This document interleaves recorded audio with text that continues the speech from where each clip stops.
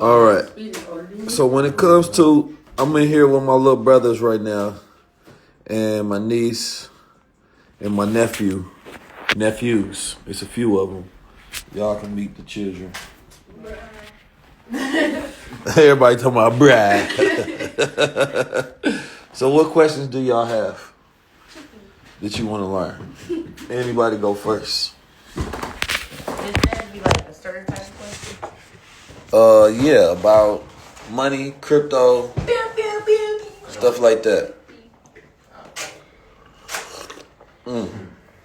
Okay, who's first? No. Well, actually, first, can you talk about where crypto first originated from? It really go back to, it was actually really before Bitcoin. There was a few people trying to, I think it first came from some truck drivers. I'm trying to remember the story of some truck drivers. They didn't make it, but some people trying to create a form of currency for them, some cryptocurrency that they could utilize. But when we're talking about Bitcoin, it comes from Satoshi Nakamoto, who created the first white paper on it. You understand me?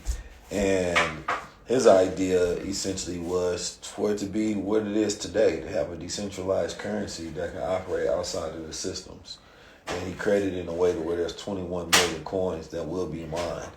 And he did it to where you have to have a certain computer power to solve and unlock problems to mine the coins. And he did this so it could have a network all across the world that makes it unhackable, because you essentially have to hack every single computer at the same time in order to hack the blockchain or Bitcoin to be able to steal people money, right? But nobody's been able to hack it thus far, which is why it's considered to be a secure and immutable money. You understand me? I think PayPal back in the day, wasn't PayPal themselves, but some other instrument like them tried to do something like this as well. It wasn't the first of its kind in history, but it's the first that worked for such a long time. You know what I'm saying? So now people trust it, or it's the whole idea is that it doesn't have to be trusted. It can be trustless. So because if it works, it works. You know, and then you got the bank. The bank essentially is a central system where you have people that have control over it. So it's centralized power, right? The world is going through a change right now to where it's trying to get rid of dominant order power, where just power structures at the top and it becomes more centralized systems of networks. Next question. Okay, what's next? Asaya? I mean, Did you just call me a Zion? I did. I got so many nieces, I be tripping sometimes. What do you think what's the biggest shift that you think is happening currently in the world? Oh, there's multiple shifts that's happening right now. I think if we focus locally, all right. So let me go micro, then I'm gonna go macro. I'm gonna start small, then go bigger. If we start micro, we gonna look at content and like TV. You know what I mean? Like the streamers are becoming the new TV. You know what I'm saying? Like your generation is watching TV less than any other generation in history, right? And the time that we used to spend on TV, we used to spend 100% time on TV. Meaning that when we watched content, 100% of it was TV shows and things of that nature broadcast. Now, that time is competed with the phone. So even when you watching TV, you utilizing the phone, right? But then you got TikTok, which is short form content, but that's going to die out a little bit because number one, it's not healthy. Number two, right? I don't think there's enough good storytelling on there. It's a bunch of short form, just die out content where they just trying to get people to sell stuff. And the streamers allow you to have long form content that you can pay attention to and watch for a longer period of time. Now the advertisers paying attention to that to where they like, wait a minute, if you got Carson and I got 500,000, you know what I mean, subscribers. That's $5 per subscriber that's paying him. You know what I mean? That come on his stream.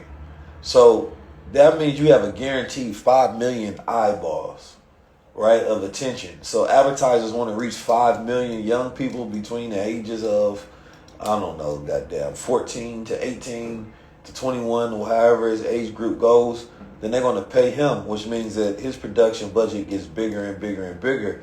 But then they're also going to look to copy that same model. So more people are going to become streamers and try to copy that model where you get some of that live TV. And what it actually does is it decreases your overhead and your expenses for a budget as well, while increasing your efficiency. So right now, everybody's focused on how do we have higher productivity right now? How do we have more efficient models of doing stuff, right? To where it requires less energy, but we can go further. You know what I'm saying? Or we can get it done quicker, or we can get things done bigger. Same thing I'm looking at in my team.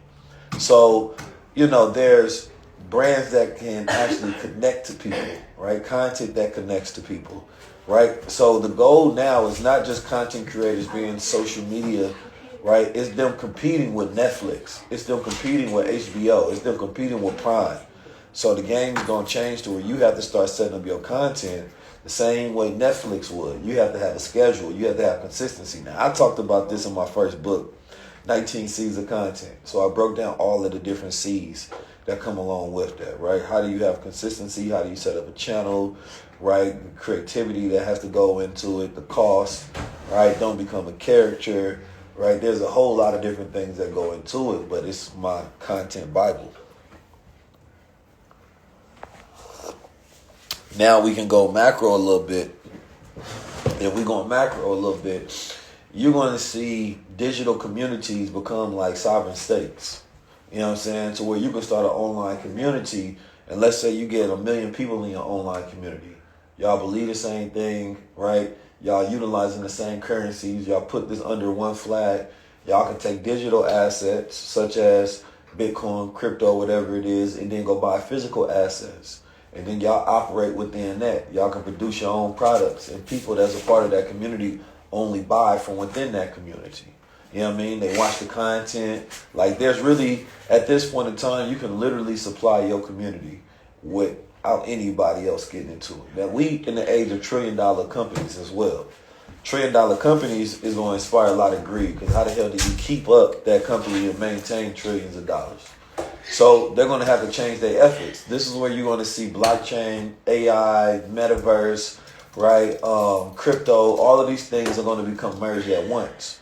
Because remember, during y'all lifetime, y'all are a generation that is completely born in a digital world. You know what I mean? Like, my generation was born before the digital world, when it just crossed over. Right? So we remember the real world. Y'all just know the digital world. In the real world, things was different. You had to go meet people. Wait, this is you had to talk to real them. world. This is the real world, though. No, y'all be in the digital world. If I go look at your screen time on your phone, you probably clocking in 11 hours a day. That's the digital world.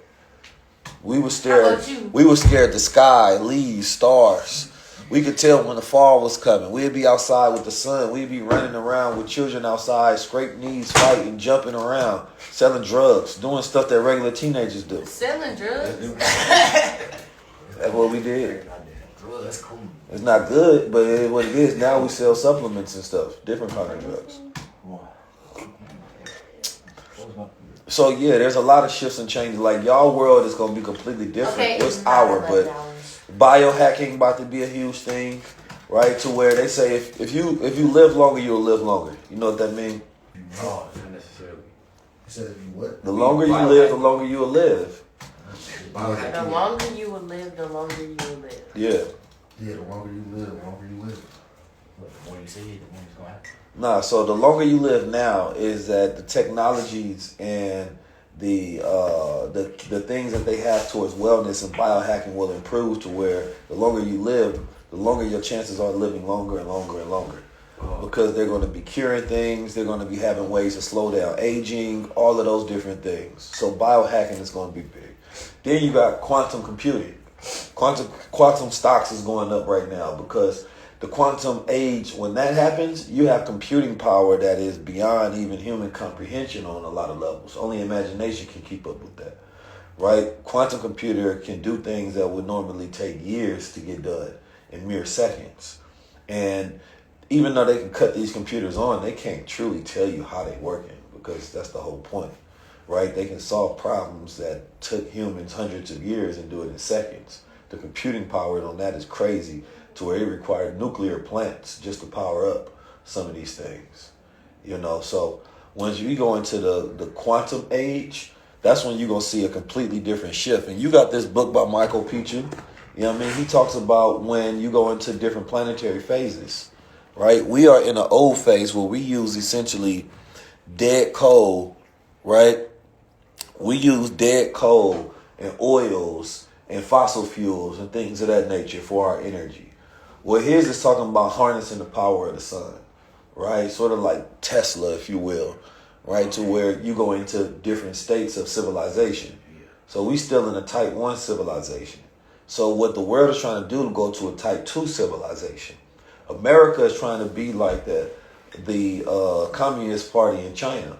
They want to have more power and control, right? They want to be like Russia and India because the American Constitution is actually keeping the people that are in power back because they can't just implement things in the country without what they call bureaucracy. It's all of the stuff that they got to do to get approved and all of these different positions. They have checks and balances so that stuff don't move too fast. So the Constitution is based on keeping tradition, particularly where you have the states like China that they want to just shift over to AI and the social credit system where everybody has a social credit score to where, let's say, if you do something like jaywalking, then they'll automatically take money out your bank account to fine you. Or they won't even allow you to walk into certain stores. You get a buzz to be like, no, you banned from here. Just you could spit on the sidewalk in public and you could be tripping and you get a social credit score. And it's connected to, now this is the only thing about crypto, like if the government creates its own coin and things of that nature, imagine that they have access to your crypto wallet and then they can stop you from spending for the next 10 days. You feel me? Or they can cut off your money automatically. This is why you don't want a society to go completely digital cash. You want to keep some physical cash and you want gold to still be a standard. So no matter what, you still always have money that you can spend. And gold, physical cash is still the best, most untraceable money to spend. Right? Because everything is actually traced on the blockchain. Now they have protocols of different utility coins that you can utilize that essentially doesn't require you to KYC, which means know your customer. Meaning you don't have to give up your information in order to essentially have a crypto account. So you got the stock market, then you got the block market. You know what the block market is? The black market. The block market is the market on the blockchain. There you go. So I actually coined that. I came up with that phrase. So when you hear it used in the world, that comes from none other than Mr. 19 Keys, the block market. Okay. So the block market is going to get bigger and bigger and bigger. Okay. What other questions you got?